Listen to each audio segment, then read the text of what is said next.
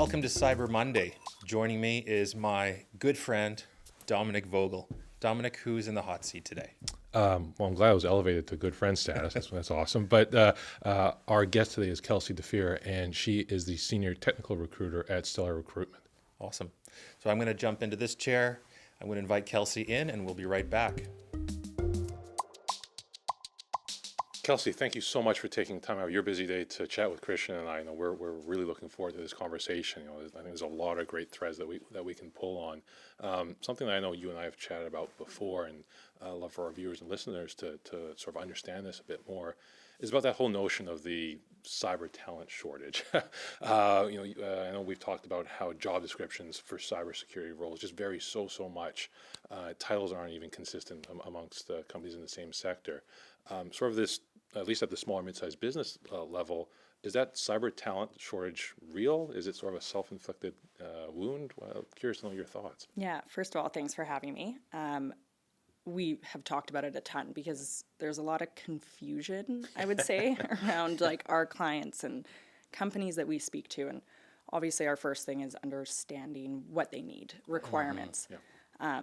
I did some research before I came here and looked at all the job titles that we worked on. It was DevOps, security engineer, security architect. It's varying where I think that there's some confusion on what matches the requirements. What are clients actually needing, right, and what value they actually see this person adding to the company. Absolutely. And is that that sort of that prevailing thought within a lot of these organizations? Because I know something that we come up quite a bit is that people or organizations will think, okay, we need someone to do all this stuff, literally everything, and we'll slap on an intermediate label onto the role. Yeah, for budget. And then they wonder why those job postings go unfulfilled for months, in some cases years on end.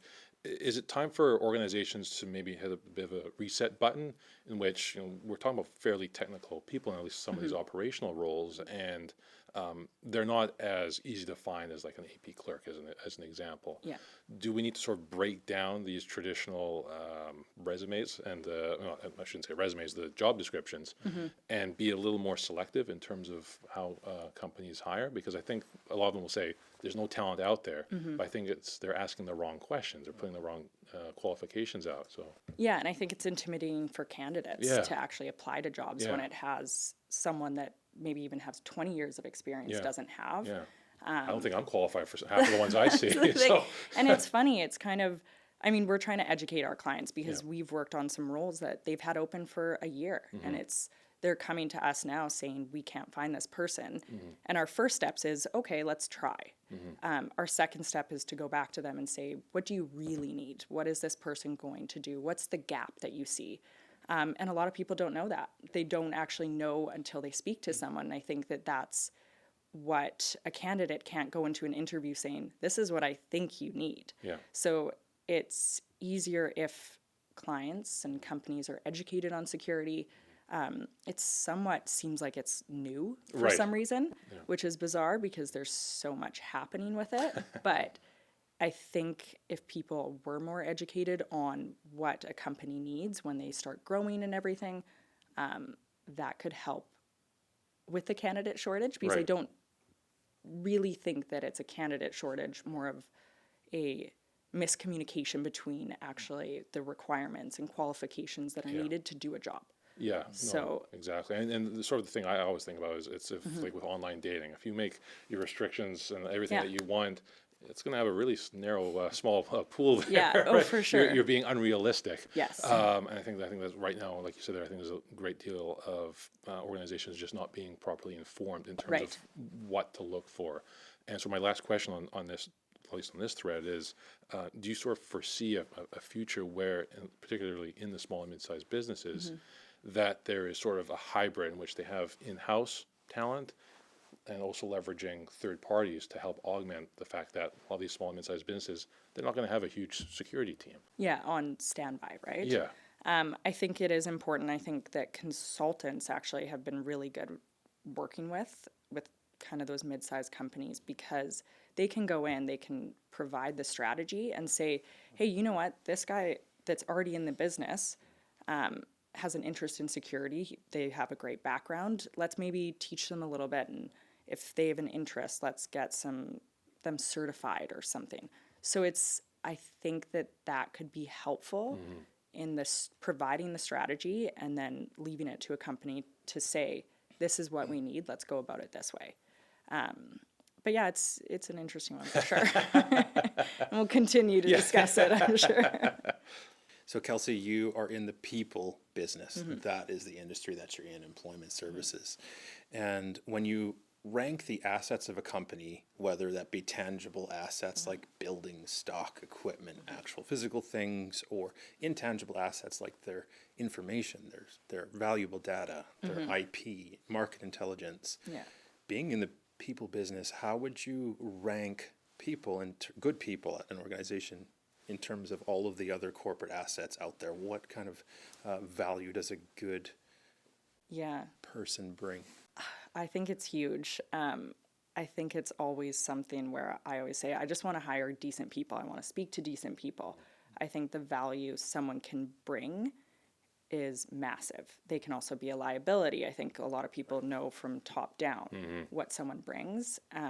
But I think it is huge. And I think if you have someone driving, say, security in the company, that can be so valuable. And maybe they won't know it till later on, or not getting a security breach or something. But I think if you have someone that has that knowledge and is good at their job and can create an environment that brings other people up, I think it's one of the highest values that a company can have, for sure.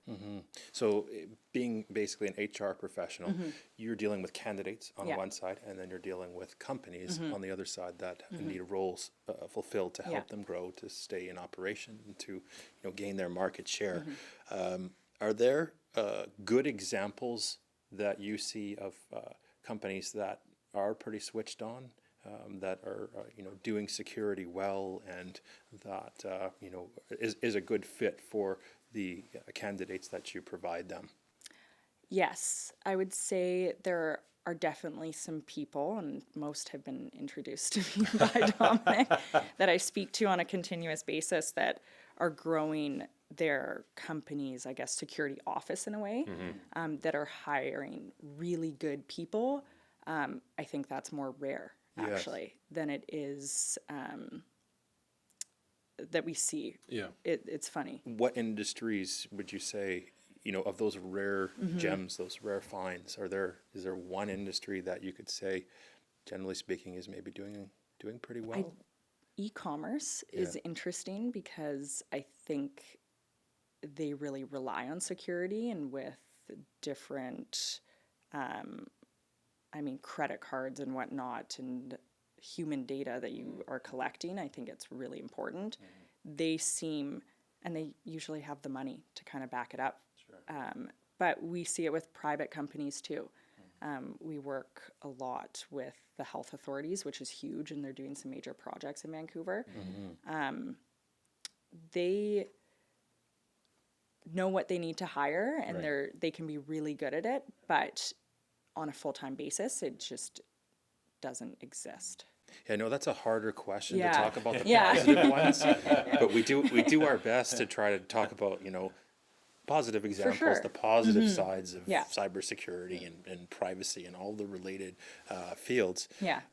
Flipping that coin over, I'm sure we could talk about this for the next couple of hours, but are there examples of industries off the top of your head that are maybe lagging behind a little bit of a time warp, if you will? I think a lot of government companies that we work with, unfortunately, they probably have some of the most important data out there. Right. Yes.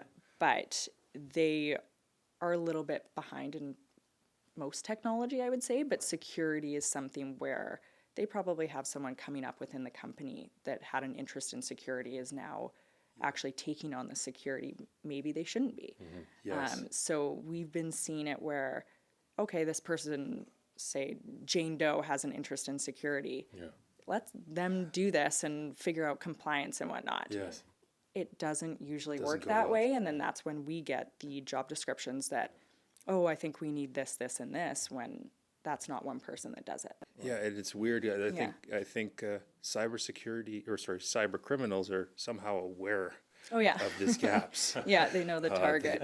They may have some insight into these things. They might do their own research themselves, and these are the ones that we're seeing popping up like popcorn in the news. Yeah. Because there's such valuable data and high stakes for them. But then I think there are other industries that, you're dealing with smaller, mid-sized businesses. They may either, have massive issues to the point where they, their operations are affected, or they actually go out of business and they're not on the news. Yeah, exactly. And you don't hear about them as much. Some maybe less tech-oriented industries. Yeah. More traditional businesses. Exactly. In terms of the, and you see both sort of the public and private sector side, and obviously there's nuances to both of them. Is one harder than the other to hire for? Again, just particularly in the cybersecurity outlook, shall we say, is one different than the other, or what are some of the nuances? It depends. I think some candidates are really interested in working for certain companies depending on projects or what they're looking for. I mean, the health authorities, that's exciting. You kind of see what you're doing. That's a big name. Yeah, it's huge. Yeah. But I think private is probably easier to hire for because it's usually they see an issue coming up, or they see a gap and they know what to kind of, I guess, hire for a little bit more than right. So they're have slightly more advanced. Exactly. And I think technology-wise and everything else, I think they have probably more people driving the technology behind it. Right. Where maybe someone in government and whatnot might not have that to back them up. Right. And there's different levels of bureaucracy too. That exactly. And red tape and stuff that, you have to navigate. Yeah. And maybe on sort of that people side, I know we were talking about this at the beginning, but often there's this emphasis in terms of what technical skills does one have. They on certain firewalls they know how to use, or whatever security capabilities. Often, at least from our purview, often is overlooked as sort of those foundational elements in terms of interpersonal skills, communication skills, and ability to write or communicate to people who are non-technical.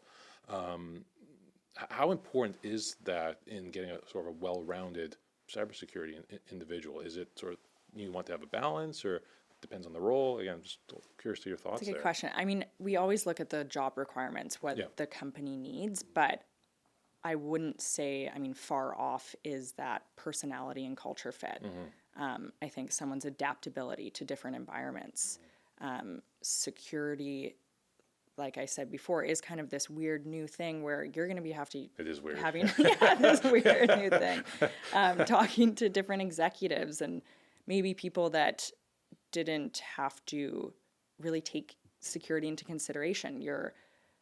It's a lot of communication and actually teaching people on security. And, a lot of IT people think that they're doing everything kind of the way they're supposed to be doing it. And in a lot of ways they are. But to have a security professional come in and say, okay, this is how we're going to do this from now on, or this is what's important, I think it can be tough. So the security person's usually put in a tough situation to kind of communicate different aspects and convince C-level suite members to actually move forward with certain aspects of security. Right. And something which we get asked a lot, or at least I get asked a lot, is people who are either wanting to transition to a career in cybersecurity, or people who have graduated from some post-secondary institution and want to, again, pursue the field, which is great. But there seems to, again, to be those artificial barriers where there's very few entry-level jobs, and entry-level jobs that are there, there's a misalignment there. And often I hear that these people struggle to break into industry or go somewhere else. So what are, maybe on both sides, what can organizations do to lower those barriers? And what can new applicants, people who want to get into the field, what should they be doing? Should they be focusing more on the technical stuff, their foundational pieces? That's often a question I struggle with when they ask me, is what should we be doing differently? And I was like, I don't know. And that's a good question too, because we speak to junior candidates all the time. That's not our bread and butter in terms of who we're placing. We have clients coming to us with, we want 10 years of experience. But my biggest recommendation is, I mean, getting into a company and voicing your interest in security. I mean, keep going for those certifications, go to security meetups, get your name out there. People that have been in the industry for a while are looking for good security candidates that maybe will start out as a network engineer. Right. There's two different ways that you can go about it, but you're not going to be a security architect off the bat. No. So you kind of have to get that background and kind of pay your dues in a weird way. So it's hard to say, do this to kind of advance your career, when I would really just try and get kind of your foot in the door. Yes. And start with that. And I mean, convince them why you should start getting into security, or why you should join the team and whatnot. And I think that that's probably people's most successful Interesting. way to go about it. And then on the organization, or again, for those small and mid-sized businesses, rather than looking for those people with 20 years experience, again, that's hard, especially if you're a small and mid-sized business. There's enough larger organizations around which are going to scoop out the leaders. Would it be a good strategy for them to invest in younger people, and then again augment their leadership capabilities with a third party to help at least develop them? Is because often it's, if as a small business, if you're waiting for someone with 15 plus years at the salary you're offering, you're not going to find someone anytime soon. Literally hell will freeze over before they find someone. For sure. So do you think that that's a viable strategy? Because we run into that a lot with small and mid-sized businesses, in which they still want someone in-house, but they realize they can't find a leader. Do you think that's a viable strategy? I think that would be amazing. We would recommend it to all of our clients, mostly because we're not going to find that person at that salary, but we end up, and we've talked to clients about it, it's, you have all these people kind of great I guess employees and whatnot. Start talking about security to them, see their interest, and you can fill the gap that way. But of course you do need that leadership aspect, you need that strategy to build that up and say, okay, this is what we can do with your current employees. I think that would make the most sense for clients, really, and I mean, save on the big salary caps that they have, for sure. And I'm thinking about, the business people that are watching. They may have temporarily shut off because they're hearing security. That's IT's responsibility, right? Or we have a third-party IT provider. Now you are a professional, and the company that you work with is specializes in placing technical people and placing cybersecurity people. How would you differentiate those two roles, if at all, to say this is an IT person, this is a cybersecurity person? Can you kind of bring just even like a high level definition so that we can? It's interesting too, because it's all about education. I think our clients really look at them probably in kind of that same group, right? Which is so different, and it's again a miscommunication. They just don't know what they're looking for. They think someone that has touched on security can do it. Right. So I think for us it is about communicating that, and I think even we've got better at being realistic with our clients, saying, hey, we get that you're hiring for this, but maybe you should be looking for this. And I think even it's funny, they'll say they want a .NET DevOps security engineer. Right. And a lot of forward slash. Yeah, exactly. And it's so funny because and the different titles and whatnot, it's kind of ridiculous. You're not going to get that person that is a developer, and then you need someone maybe on application security that actually has that knowledge. Right. They may have been, say, on the IT side of things and moved into security, but they're two separate business units, Right. really, that communicate and work together, but they are totally different. Yeah, that's really interesting, and it's I know it's something that Christian and I run up into quite a bit, in which companies will say, "Oh, security, IT handles that," Yeah. or "Security, IT managed service provider handles that," Yeah. and again, sort of broaching that subject. Again, the people saying this are Yeah. non-technical people. Exactly. In terms of again being able to share with our audience again, how important is it again to make that differentiation between that there is operational elements to security, Right. and then there's the leadership components that you were saying earlier about what is that strategy. Again, maybe just I'd love to to hear your thoughts and share that with the viewers and listeners in terms of how important it is, and which it isn't just some operational thing that's done in the back room. Like security is a front level, a board level item. Yeah. Well, I think it's so important, and that's where they need the strategy person. I Yes. think that that's so important because a lot of people that are driving security can be within a company, but do they come from a security background or I guess from that high level point? You can have, a CIO say, "Hey, we need more security, let's do this," but who are they going to task this Right, with? who are they going to rely on? And so I think that is important to have someone come in maybe from the outside and say, "Hey, this is where we see you growing, or this is what you need," and kind of seeing those gaps and being able to realize actually where security fits into the organization, because it is so separate than IT. I think it has to be an education point. Yes. It's kind of really learning. And I've been doing this for a while, and security is confusing. So it's funny. I like to go to meetups and learn about it. And I think it's important that organizations go to these and say, "Oh, what they were talking about is something we're running into. There's a problem. Yes. Where does that fit in? Who can I speak to about this?"